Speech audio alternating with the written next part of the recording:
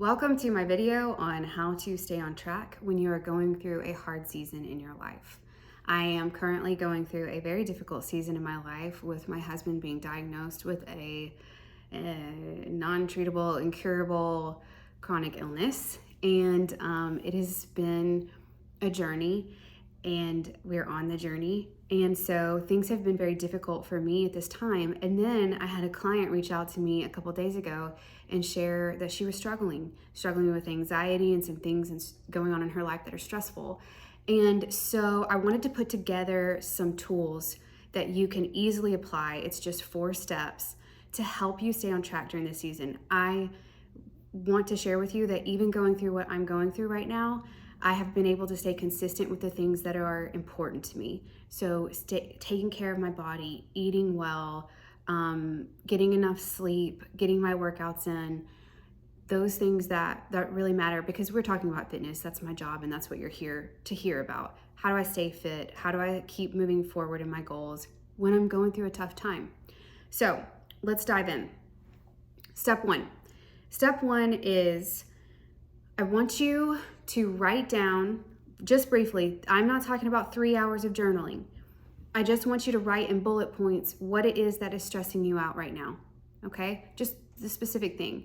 For me, it would be, Joe having this genetic issue is stressing me out. So that's the first thing. And then just list them out. 2, Harrison broke his arm and we're dealing with all the stuff with that. Those are the things that I'm dealing with. Go through and just bullet point. Don't go into detail. Just write out what the specific thing is that is stressing you out. Once you've done that, then I want you to write down how it's okay. And I want you to close your eyes and visualize this. I don't want this to take a long time. I don't have a long time. I know you don't have a long time. And so what I do is I'll write these things down, and then I close my eyes and I just visualize it being okay. What does life look like with this thing going on? It's happening. I don't mean what does it look like if that gets better and goes away. It's like, no, in this present season, in this exact experience, what does life look like that it's okay and I am peaceful? Just a few minutes. I set a timer because I have a tendency to get really distracted or to get way too into it and make it take like way too long, okay? So I'll set a 5-minute timer for myself and I just go, okay, I'm imagining being at total peace. What does life look like? I can see Joe coming home earlier for work and we get to spend more time together as a family because we're being more intentional about those things now. I see Harrison getting his schoolwork done and his homework done, and he and I are spending more time together on that because he can't write with his right hand, so I have to write everything for him. And that sweet time together, I see that being peaceful and okay. You see, you're looking for the ways that there's good in these moments. There's good in these moments. It's not a denial of the hard by any means, but we focus on the hard all the time. We're always saying, this is so hard, I'm so exhausted, this thing is so difficult and challenging. So we're gonna take 5 minutes of our day and focus on, but what is good right here around this situation? How is this situation bringing good into my life? What am I grateful for around this situation? Okay? That's step 1. Step 2 is to create a list of your non-negotiables. So your non-negotiables are going to be things that must be done tomorrow, and we're just looking 24 hours in advance because God knows that when you're stressed out, you cannot plan out your whole week, next month. We're looking at tomorrow. So for me, today is Wednesday, tomorrow's Thursday.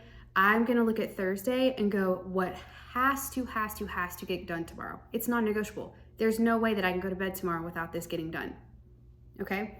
Now, when we're talking about fitness and nutrition, that's going to be getting in your workout, whatever that may be, eating what you're going to plan today to eat. So you're planning today, tomorrow. So what are you going to eat tomorrow? Plan that out.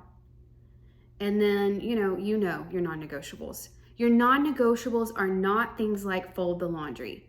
You and your family can survive forever without folding your laundry. Trust me, it took me a very long time, years of my life before I started folding laundry. So I know it can be done. I'm talking about things that are dire and must get done. And for your mental health and your physical health, you must get your workouts done and you must feed your body well. There will be other things too, like, your daughter has to go to soccer practice or your son has a doctor appointment. Those are non-negotiables as well. Write all those down, and then you're going to put them on your calendar and on the times that those are going to get done. Okay, go ahead and decide tomorrow when those are going to get done. Now, many people, and this is something that my client brought up, she said, I am so exhausted at the end of the day. I used to do all my meal plan, 24 before stuff at night before bed. But she said, now I'm going to sleep before that's getting done. If you're one of these people who knows you have a time period in your day where you're more tired, then what I want you to do is avoid putting non-negotiables during that time of day. Yours may be morning, where you're just so exhausted nothing gets done. Yours may be afternoon, where you have a crash and then you kind of come back later. Or yours might be the evening before bed, like my client. Do not put non-negotiables during that evening time. Now, that would be a good time to say, I would like to fold the laundry. All right, put that on that time. If it gets done, awesome. If it doesn't, NBD, okay? You're writing those non-negotiables down for tomorrow. You're scheduling them out into your phone calendar. And if you have to put alerts on it like I do it. Remind yourself and just stick to that plan. You should not have more than 5 non-negotiables. If you have more than 5 in a whole day, it's going to be overwhelming. And when you're already anxious and stressed and depressed and unmotivated, 5 things is plenty, okay? So no more than 5 non-negotiables. Keep it simple. A simple 24 before. So we're 24 beforeing our schedule with our non-negotiables. We are 24 beforeing our food in a simple way. Now with my clients, I try to get them to use the food log in my app where we communicate and everything. There's a food diary part of my app. And it's measurements. You put what you ate for breakfast, lunch, dinner, snacks. You put it all in there. It tallies up all your macros, your calories, all that. It's wonderful. It's a wonderful tool for people who are not struggling with stress, anxiety, and depression right now. When you are struggling with those kind of things, then details like that can feel very overwhelming and you just paralyzed and you don't do it, okay? And then you build anxiety in yourself because now you're feeling guilt, shame, whatever, that you didn't do it yesterday and now you haven't done it today and now it just builds. What I want you to do is do a simple nutritional 24 before. What this looks like is B: on paper. B: that's your breakfast. Smoothie. Scrambled eggs. Toast with peanut butter. Whatever it is that you're having. No measurements, no details. Just, that's what you're doing. Then you're gonna go L: for lunch. Turkey sandwich, carrots. Or tuna salad. That's it, okay? Just no details, no recipes, nothing. Write that down. Snack, grapes and almonds. Cool.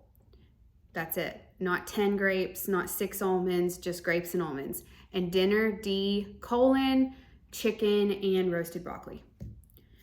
So we're keeping it simple. We're not going into details, but it's keeping you on plan. You'll notice there was no Chick-fil-A drive-through run. There was no Starbucks, venti, mocha, froca, whatever, sugared beverage. There was no, you see, you're keeping it simple. You're making a plan, but it's helping you to avoid the pitfalls and obstacles and traps that you may tend to fall in when you're so stressed and anxious you just haven't planned and you find yourself in the drive-thru, okay? Or you find yourself sitting on the couch eating the entire bag of Ruffles potato chips. Don't ask me how I know about this. Okay? So that is how we keep our nutrition under control during this time. We don't try to over control. We just try to come up with some guidelines and stick to what we decided yesterday without a lot of detail. All right? The fourth thing, and maybe this should not even be the fourth thing. This might need to be like the very first thing, but consistent bedtime. I do not care if your bedtime is 1 a.m. as long as it is consistently 1 a.m. All right. Your body, when you're stressed and anxious, trying to find rhythms and routines, stability is so important for your physical and mental well-being. And your body has natural rhythms that it wants to get into. It's trying to set up a rhythm.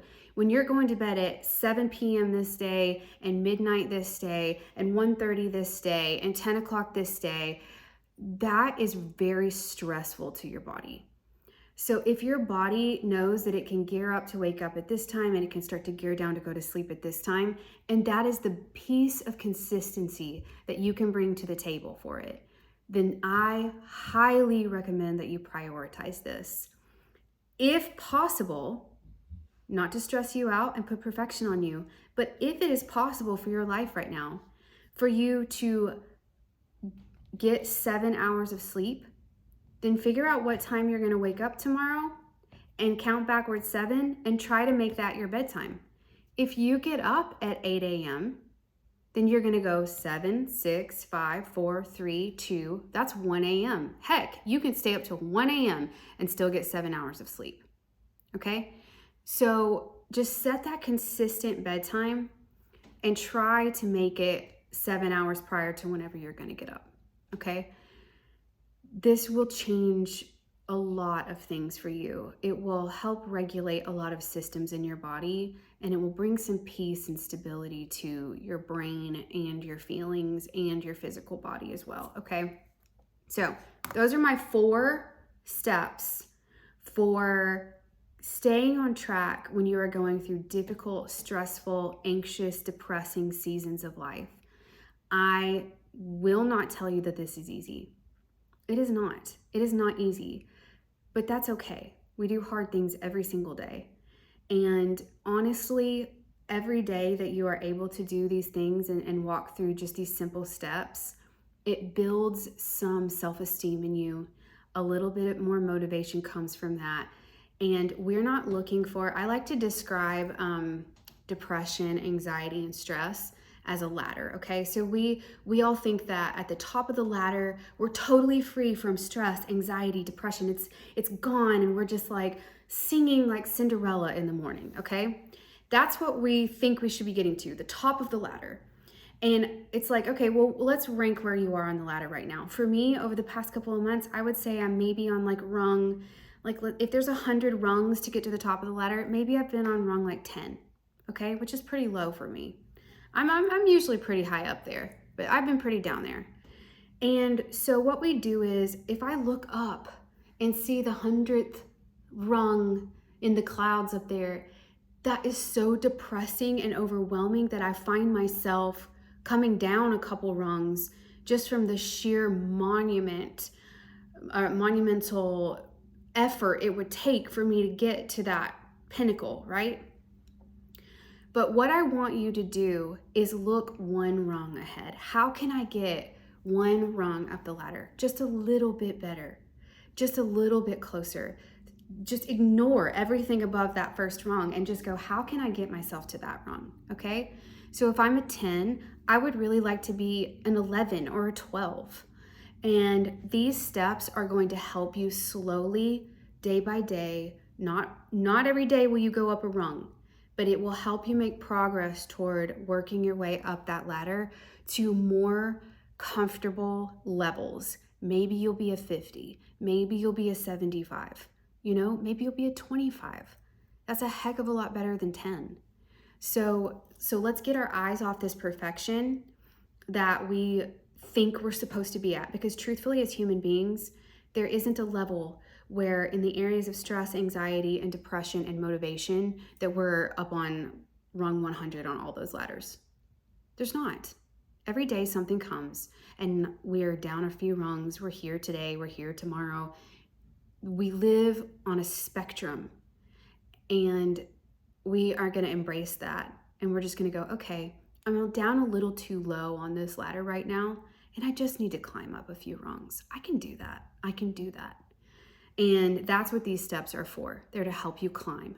They're not to help you get to perfection, but they are to help you climb. And eventually you will find yourself out of this season and in a more neutral, maybe middle plane where you can do more with your health and fitness. But right now, this is plenty and it will take care of you. It will.